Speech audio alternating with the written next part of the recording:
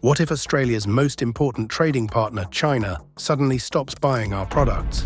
With exports to China reaching $144 billion annually, this relationship fuels key industries like mining, agriculture, and education. But as geopolitical tensions rise over issues ranging from the South China Sea territory to trade policies, Australia's dependence on China has become a risk. The question needs to be asked: can Australia survive without China? Over the past 2 decades, Australia and China's economic relationship has expanded exponentially, creating both prosperity and vulnerability.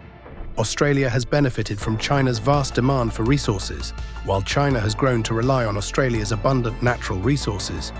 But recent years have seen a steady increase in diplomatic strain, from military posturing in the South China Sea to trade sanctions targeting Australian products. As Australia continues to align more closely with allies like the United States and Japan, China has responded with trade restrictions, impacting key sectors of Australia's economy and underscoring the risks that come with a heavy reliance on a single foreign partner. In this video, we will explore Australia's dependency on China, examining not only the economic, but also the cultural, social, and strategic dimensions that define this complex relationship. Through a careful analysis of trade patterns, industry impacts, and strategic alternatives, we will investigate the pressing question: can Australia maintain its prosperity, the Australian dollar, and global standing without China? We will explore the historical roots of their partnership, the benefits and costs of their interdependence, and the feasible pathways for Australia to diversify its economy. Ultimately, we aim to answer a question at the heart of Australian foreign policy and economic strategy.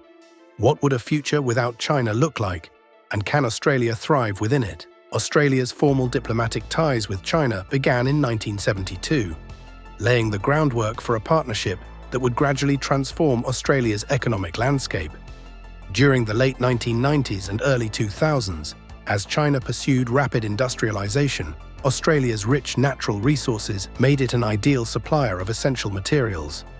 China's infrastructure projects and urban expansion created surging demand for Australian iron ore, coal, and liquefied natural gas. By 2007, China had officially overtaken Japan as Australia's largest export destination, and today, China alone accounts for roughly 30% of Australia's total exports. The scale of Australia's trade with China is substantial. In 2023, iron ore exports alone were valued at over $60 billion, with China as the primary buyer. Agricultural products, including beef, dairy, and grain, also make up a large portion of Australian exports, and China consumes nearly 30% of these goods.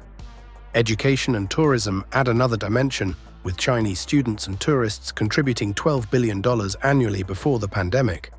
Australia's economic dependence on China is now deeply embedded, providing Australia with significant revenue, but also making it highly susceptible to any shifts in China's economic policy. Australia's reliance on China extends beyond exports. It is also one of the largest sources of imported goods coming to Australia, providing everything from electronics to pharmaceutical supplies.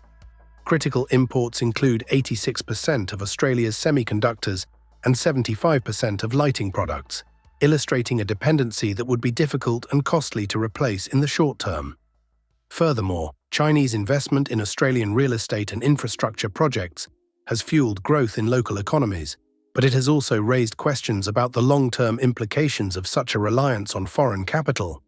This economic interdependence has deepened Australia's exposure to potential economic coercion, raising the stakes in an increasingly strained partnership. The strategic landscape of the Indo-Pacific has put Australia and China at odds, particularly over territorial disputes in the South China Sea. Australia's commitment to freedom of navigation and its alignment with U.S. policies in the region have led to increased military posturing from both sides. Additionally, Australia's role in alliances like AUKUS and the Quad is viewed by China as part of a broader attempt to limit its regional influence. This growing tension raises the potential for conflict, as Australia's security priorities place it directly at odds with China's seemingly imperial ambitions. China has demonstrated its willingness to use trade as a tool of coercion, particularly in response to political disagreements. After Australia called for an independent inquiry into the origins of COVID-19, China imposed tariffs and other trade barriers on Australian barley, wine and coal, costing Australia billions. These economic sanctions reveal the risks of dependence on China, as even minor diplomatic actions can lead to significant economic fallout and loss of business to Australian industries. The reality of economic coercion has led Australian policymakers to seek alternatives to this dependency. Though replacing China's demand is no easy feat, Australia's reliance on Chinese imports for critical goods such as medical equipment, electronics, and construction materials presents additional strategic risks. A disruption in the flow of these goods could lead to shortages, price hikes, and delays in key industries. Recent concerns over cybersecurity and technology access have also prompted Australia to restrict Chinese companies like Huawei from its telecommunications networks, showing the security risks of relying on China for high-tech imports. This vulnerability extends beyond immediate economic impacts, challenging Australia's national security and resilience in the face of global disruptions.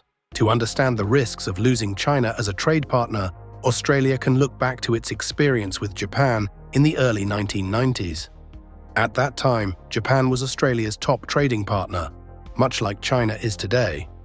But when Japan's asset bubble burst, it sent shockwaves through the Australian economy, triggering a severe recession.